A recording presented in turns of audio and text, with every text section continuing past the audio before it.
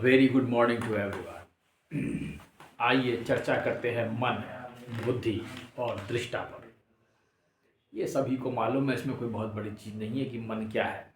मन प्रकृति के अधीन एक प्रोग्राम है, जो कि सॉफ्टवेयर है, जिसे भगवान ने जो परमेश्वर का महान सॉफ्टवेयर कहलाएगा, जो संपूर्ण ब्रह्मांड को नियंत्रित करता है। वो मनुष्य के मनुष्यों के साथ साथ मनुष्यों के समस्त लोगों को भी नियंत्रित करता है। उसे मन कहेंगे।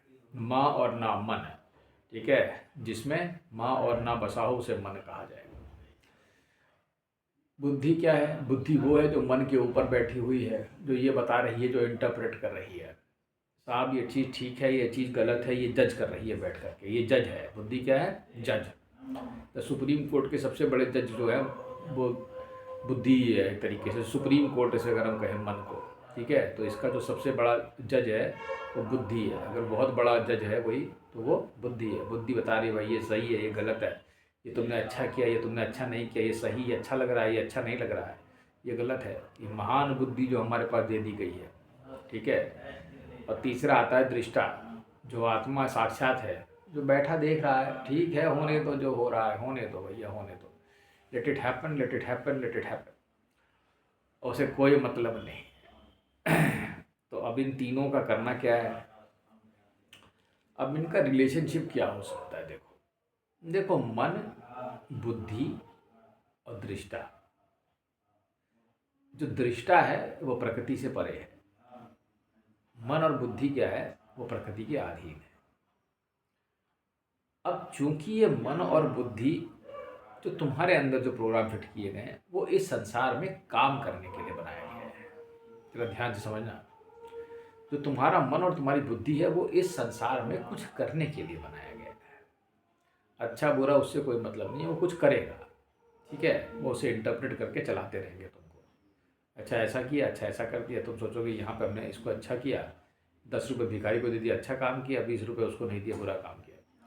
और इस तरीके से ये तुम्हें जीवन भर चलाते रहेंगे। अच्छा बुरा, ये किया, वो नहीं किया, ये कर लो, ये कर लो। ये एक प्रोग्राम है जो कि तुम्हें चलाएगा यहाँ पर। क्योंकि इस मन और बुद्धि से अधिक विवेचना करने के बाद मैं यही समझ पाया हूँ, इससे कुछ हो नहीं सकता है सिवाय यहाँ पे कुछ कर्म करने के, जिसका कोई भी स्थायित्व तो नहीं है, या जो बहुत ही क्षणिक है, ये भी समझ लेंगे, ठीक है, जो कि बहुत ही क्षणिक है। मतलब तुम जो भी काम करोगे, अगर हमने ये मकान बना दिया, अगर हम ये कहें तो ये इसका अस्तित्व कितने समय का है ये कोई नहीं जानता, ठीक है, क्योंकि ये थोड़ा ही समय रह सकता है। तो इस चीज़ को थोड़ा सा समझने की आवश्यकता है कि ये जो मन बुद्धि दी गई हैं, ये किसी काम की नहीं है सिवाय यहाँ पे कुछ करने के, मजदूरी करने की, अगर मैं तुम्हें सीधे सीधे कहूँ तो, या मानसिक गुलामी के। बस इससे अधिक इससे उम्मीद कर पाना बेकार है कि ये हमें किसी हायर लेवल पे पहुंचा सकता है, ये हमें कोई नई चीज़ दिखा सकता है, या इसके पास कुछ नया सोचने को है ही नहीं। क्योंकि मन इंद्रियों से जुड़ा हुआ है, इसलिए इंद्रियां जो ग्रास्प करती हैं उसी हिसाब से विचार बनाती हैं। विचार तुम्हारे स्वभाव से पुश होता है, ठीक है। सतो रजो तमो किस तरीके का है उस तरीके से पुश होगा, और वो तुम्हें एक चीज़ बता देगा, ऐसे ऐसे चलाते रहो। बुद्धि बैठी बैठी, हाँ भैया आग में हाथ मत डालो, हटा लो, जल जाओगे, इतनी दे दी तो ठीक है, नहीं है तो भी चल रहा है, चलो कोई बात नहीं, कुछ का जल गया, कहे कोई बात नहीं। तो बुद्धि यही काम कर रही है कि तुम्हें थोड़ा बचा लेती, कहती चलो ये मत करो, क्योंकि मन क्या है? मन असीमित चिंतन करता है। अगर तुम मन और बुद्धि के भेदन की बात करोगे तो मन का चिंतन असीमित है। ये इतनी कल्पनाएं कर देता है जिसकी कोई सीमा नहीं, और वो सारी कल्पनाएं इस पृथ्वी में हो रही होती हैं। समझ लेना ध्यान से, मन जितना भी सोचता है वो सब कहीं ना कहीं घटित हो रहा है इस ब्रह्मांड में, ये ध्यान रखना, क्योंकि तुम इस मन के अधीन हो, इस मन में ही बैठे हो, ठीक है। बुद्धि क्या है? बुद्धि अपने हिसाब से बता रही है, क्योंकि बुद्धि की कैटेगरीज अलग अलग हो सकती हैं। ये जो बुद्धि तुम्हें दे रखी है वो एक अलग किस्म की है। उदाहरण के लिए, अगर पेड़ अपनी जगह खड़ा है तो उसका भी एक मन है, उसकी भी एक बुद्धि है। ऐसा नहीं है कि वो बिना मन बुद्धि के पैदा हुआ है, लेकिन वहाँ पे क्या है कि उसकी जो वाइब्रेशन है वो बहुत कम है, उसमें डायनेमिज्म उतनी कम है, इसीलिए उसके उतने डिज़ायर्स नहीं है, उतना वो विचार नहीं कर रहा है। छोटे जीव जंतु भी उतना विचार नहीं कर रहे हैं। मन सबके पास है, बुद्धि सबके पास है।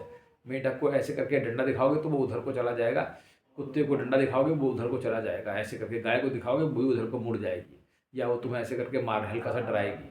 तो इस तरीके से समस्त प्राणियों के पास कुछ ना कुछ है।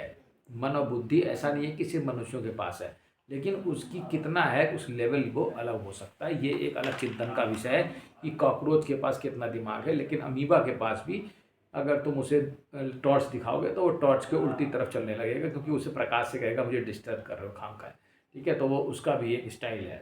ठीक है, तो समस्त प्राणियों में ये मन और बुद्धि का निर्माण अंदर से किया गया है, और ये संसार स्वयं ही एक बहुत बड़ा मन है, यूनिवर्सल कॉन्शियसनेस का मन है, ये उसी हिसाब से चल रहा है। अब तुम इस मन से क्या प्राप्त कर पाओगे, ये एक भैया बहुत बड़ी मतलब विवेचना की बात है, क्योंकि इस मन से जितनी भी चीज़ों का निर्माण हम करेंगे और इस मन से हम जितना भी बड़ा संसार खड़ा करेंगे वो थोड़े समय में खत्म हो जाए, क्योंकि उसका अस्तित्व क्षणिक है, क्षणभंगुर है। अब इसमें बुद्धिमानी यही है कि जो भी कुछ है, जो भी कुछ है उसमें आनंद लिया जाए और प्रकृति को ठेका दिखा दिया जाए। सीधा हिसाब ये है, क्योंकि हम ऊंचाई इस मन से हम इससे कहीं ऊपर बढ़ नहीं सकते, आध्यात्मिक उन्नति इससे संभव नहीं है। ऐसे ऊंचे लेवल पे हम इस मन से और इस इंद्रियों से और इस बुद्धि से तो जा नहीं सकते, ये तय बात है। जब तक इनमें कोई परिवर्तन ना कर दे तब तक संभावना शून्य है। ठीक है, प्रयास करेंगे तो मिलेगा, ये बात सही है, लेकिन उसके लिए प्रयास किया जाएगा तो कुछ और दिया जाएगा। ठीक है, लेकिन ये मन और बुद्धि तुम्हें और इंद्रियां तुम्हें प्रयास ही नहीं करने देंगे, ये उसमें लगेंगे ही नहीं।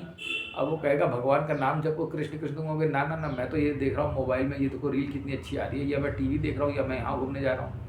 सो द पॉइंट इज, ये मन बुद्धि और इंद्रियां तुम्हें चलने ही नहीं देंगी इसमें। किसी आगे के पथ में तो तुम आगे जाओगे कहाँ से, तुम्हारे लिए उसमें कोई रस ही उत्पन्न नहीं होगा। समझ रहे हो? तो जब ये उस चीज़ में रस नहीं उत्पन्न करने दे रही हैं तो तुम कहाँ से पालोगे? समझो, ये बहुत ही बुद्धिमानी भरा प्रोग्राम है। तो तुम अपनी लिमिटेशंस को इस कार्मिक साइकिल में जानो कि तुम यहाँ यही करने आए थे बस। अब फिर तरीका समझदार मनुष्य यही होगा कि मैं इसी में आनंद ले लूँगा, जो भी कुछ है तुमने जो भी कुछ दिया, मुझे मालूम है बुढ़ापा आना है, मुझे मालूम है बीमारी आएंगी, मुझे मालूम है मुझे मरना है, तो जो भी कुछ है मैं खा पी करके अपना आनंद ले लेता हूँ बस। अब मैं क्या कर सकता हूँ, मेरी भी मजबूरी है। अब तुम आस्तिक हो नास्तिक हो क्या हो, इससे कोई फर्क नहीं पड़ रहा है। तुम क्या चीज़ कर रहे हो इससे भी कोई फर्क नहीं पड़ रहा है, क्योंकि वो करवाया जा रहा है।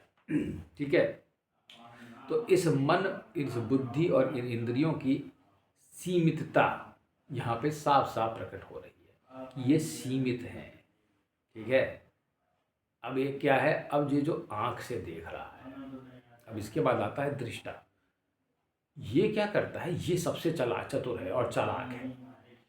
ये खाली देखता है, ये विवेचना भी नहीं करता, ये कुछ नहीं करता, ये कहता मैं कुछ नहीं करूँगा, क्योंकि ये सब चीज़ देख देख के उबा हुआ है या पका हुआ है, तो एक तरीके से पका हुआ घड़ा है।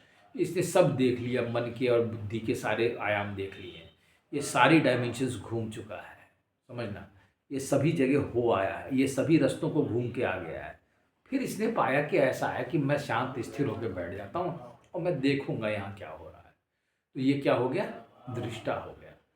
अब वस्तुतः स्थिति यही है कि दृष्टा तुम स्वयं हो। ठीक है, और जो दृष्टा हो जाता है वो जिस चीज़ को देखता है वो एक समान हो जाती है। अब ये कहना आसान है, ये इसकी साइज क्या है ये तो मैंने भी अभी तक अनुभव नहीं किया है, तो मैं तुम्हें क्या समझाऊं। लेकिन अगर मान लो मैं उस कुर्सी को देख रहा हूँ तो कुर्सी और मैं एक ही हैं, जो देखने वाला है और जो दिख रहा है वो, और जो देखने की प्रक्रिया है वो एक ही है, ऐसा कहा जाएगा। अब ये कुर्सी मैं कैसे हूँ इस चीज़ का भैया एक्सपीरियंस मुझे अभी नहीं है, लेकिन मैं तुमसे फ़िलहाल ये कहूँगा कि दृष्टा जो है, जो विचारहीन है और जो विवेकहीन, मतलब विचारहीन है, सॉरी विवेकहीन नहीं, जो सारे ही गुणों से वैसे हीन है, उसके जैसे इनर्ट होने से भी कुछ कुछ उससे भी हम कुछ सीख सकते हैं। ये अगर हम अपने मन और बुद्धि से ये कहें कि भैया तू थोड़े संतोषी हो जा, ठीक है, जितना है उसमें थोड़ा आनंद ले लेने दे मुझे थोड़ी देर, ठीक है, थोड़ी सी कंटेंटमेंट डेवलप कर लेने दे मेरे को, थोड़ा सा आत्मसंतोष या थोड़ी संतोष दे दे। ये देख दृष्टा बैठा रहता है और हम काम करते रहते हैं। ठीक है, तो इतनी मेहनत करने की क्या ज़रूरत है, उतनी ही कर लेते हैं जितने की आवश्यकता है। ठीक है, तो इस प्रकार से अगर तुम अपने मन और बुद्धि को दृष्टा की तरफ ले जाओगे, ठीक है, कि इसको समझाओगे और इसको दृष्टा की तरफ प्रेरित करोगे, ना कि इसको एक काम करने वाली सॉफ्टवेयर की तरह इस्तेमाल करोगे, तो तुम पाओगे कि जीवन बेहतर हो सकता है।